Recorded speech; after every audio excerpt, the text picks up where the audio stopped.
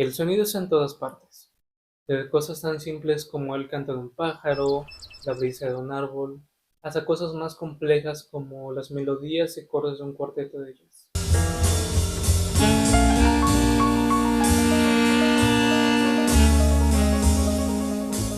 Sabemos que el sonido es una forma de energía que se propaga en forma de ondas a través de un medio, principalmente el aire, como por ejemplo al hacer esto, estoy haciendo presión en las moléculas que hay en mi entorno, haciendo que se genere un sonido. Pero, ¿sabemos qué realmente define el sonido? Pues en este video les hablaré de tres conceptos clave que son la amplitud, la frecuencia y el envolvente. Estos conceptos son muy importantes no solo en el estudio del sonido, sino también para comprender cómo se crea la música. ¿Por qué? Pues vamos a ello. Empecemos con el concepto de frecuencia. Este indica la cantidad de veces que se repite una onda sonora por segundo. Se mide en hercios. Esta unidad de medida se llama así debido al físico alemán. Para calcular las veces que un sonido se repite con cierta frecuencia, se utiliza la siguiente fórmula. Frecuencia es igual a número de ondas entre el tiempo. Por ejemplo, si una onda se repite 100 veces en un segundo, la frecuencia es de 100 hercios. Es importante tener claro que la frecuencia de las ondas es la responsable del tono del sonido. A medida que la frecuencia aumenta, el sonido se vuelve más agudo como un silbido. En cambio, una frecuencia más baja produce un sonido más grave como un tambor.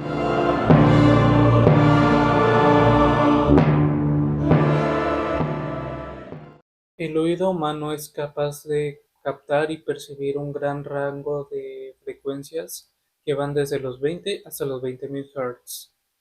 Ahora, ¿por qué es importante conocer de frecuencias en la música? Principalmente porque las frecuencias definen las notas musicales que utilizamos y porque nos ayudan a mejorar la calidad del sonido.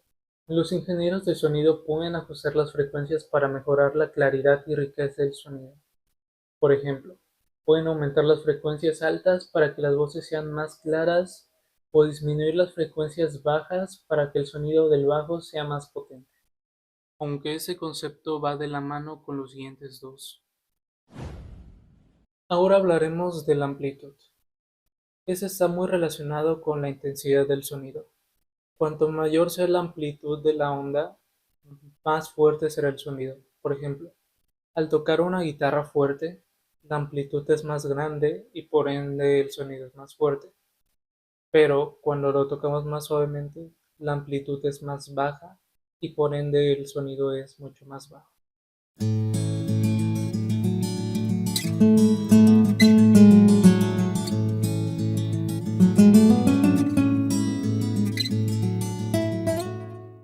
Al escuchar este ejemplo, podemos notar que la amplitud no solo influye en el volumen, sino también en cómo experimentamos los sonidos, las emociones que nos hacen sentir, ya que los sonidos más fuertes generan una sensación de tensión, mientras que los más suaves, los más bajos, producen una sensación de tranquilidad.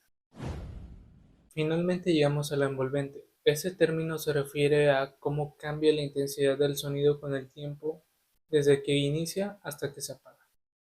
La envolvente tiene cuatro fases, que empieza con el ataque, que es los primeros milisegundos del sonido que van en una escala de amplitud hasta que el sonido es escuchado, llegando a tener ahí su máxima amplitud. De ahí sigue la decadencia, que es la transición del punto de amplitud más alto al sostenimiento, la cual es la parte donde la amplitud se encuentra relativamente estable. Y finalmente tenemos el desvanecimiento, que es el tiempo que tarda el sonido en perder toda la amplitud. Realmente esta gráfica mostrada describe el envolvente con poca precisión, ya que existen esas cuatro fases, pero en los instrumentos no todos los tienen, suelen variar. Ahora, entender de envolventes nos ayudará a editar en softwares de audio, como se muestra en este ejemplo. envolventes. El entender la envolvente nos ayudará a llegar a nuestro objetivo con mayor rapidez. Al modelar este sonido vemos que para hacerlo más impactante, podemos reducir el tiempo de ataque, mientras que al reducirlo se hace más suave.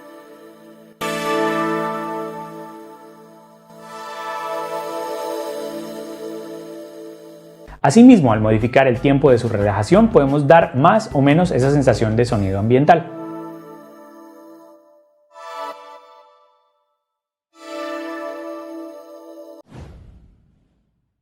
En conclusión, el comprender acerca de frecuencia, amplitud y envolvente nos ayuda a percibir mejor cómo funciona el sonido y cómo percibimos la música, ya que es fundamental para crear atmósferas y hacernos sentir emociones específicas en base a estos elementos.